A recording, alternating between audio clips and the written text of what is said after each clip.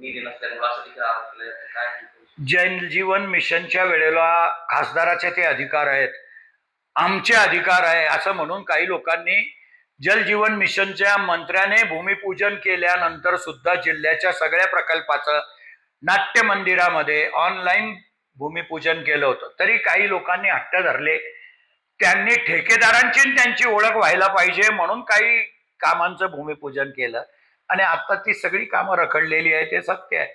अशा वेळेला केंद्र सरकार बी पैसा देत नाही, राज्य सरकार बी पैसा देत नाही. जेव्हा जिल्हा नियोजन मध्ये आम्ही बसतो त्यावेळेला या जिल्ह्यामधल्या 900 का 1000 योजना या बोरिंग वरून केल्या आहेत. आता बोरिंग केव्हा आटून जाईल, काय आटेल याची परिस्थिती सगळ्या टेबलावर बसून एस्टिमेट केले आहे. पण काही लोकप्रतिनिधींना बुवा हे योजना केंद्राची आहे म्हणून आम्हाला अधिकार आहेत याच्यात दुसऱ्यांनी बोलू नये, त्यांच्या हट्टापायी या योजनेचा बट्ट्याबोळ झालेला आहे.